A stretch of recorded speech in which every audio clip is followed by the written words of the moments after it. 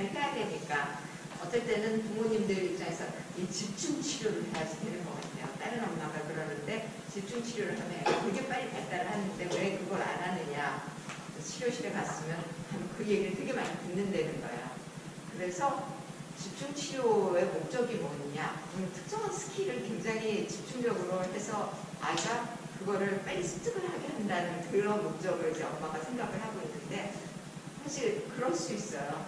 그러니까 뭐 물리치료라든지 뭐 이렇게 해서 집중치료를 해서 목적을 얘가 뭐 걷는 거라든지 이런 습득을 했다고 해도 문제는 얘가 걷는 것만 하는 게 아니라 걸으면서 얘가 할 수 있는 굉장히 자연적인 발달이 엄청 많은데 그런 건 다 놓치고 한 가지만을 이제 생각하고 많이 하게 되는 것 같아요. 그래서 요즘은 집중치료실이 좀 많이 바뀌어서 노는 것도 많이 한다고 그러는데 문제는 얘가 일상 안에서 일어나는 일이 아니라 치료실 안에서 일어나고 얘의 일상이 많이 파괴가 돼요.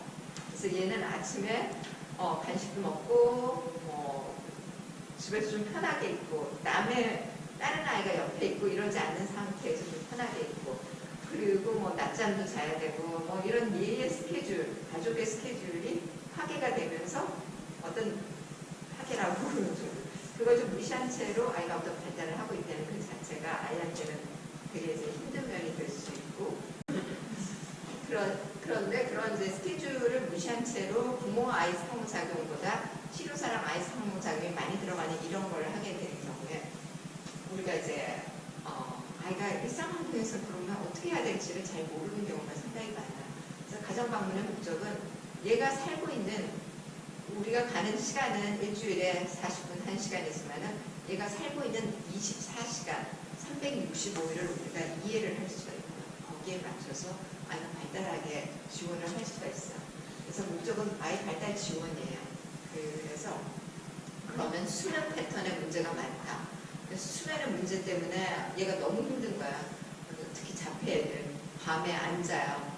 새벽 3시부터 일어나서 놀다가 아침에 자고 그러다 보니까 한 12시쯤 일어나고 이렇게 막 패턴이 바뀌고 그런데 치료실에서는 그걸 도와줄 수가 없는데 사실 일상 안에 우리가 들어가게 되면 부모님한테 자는 것부터 시작해서 스케줄을 보고 그러면 어머님 지금 시간에는 얘가 아침 시간에 얘가 못 일어나요. 선생님 아침에는 오지 마세요.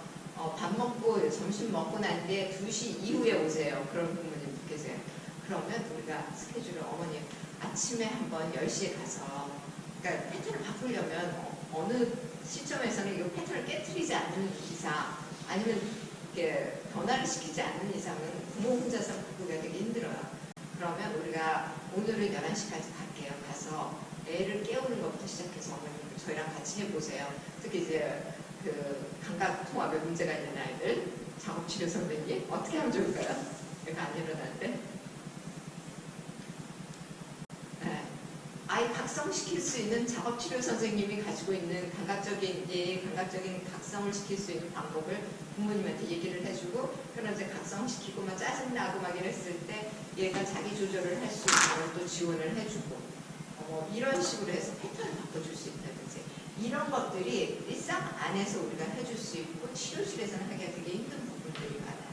그래서 일상은 우리가 되게 필요한 게 가정 방문의 목적, 아이의 발달을 달성하기 위해서 일상에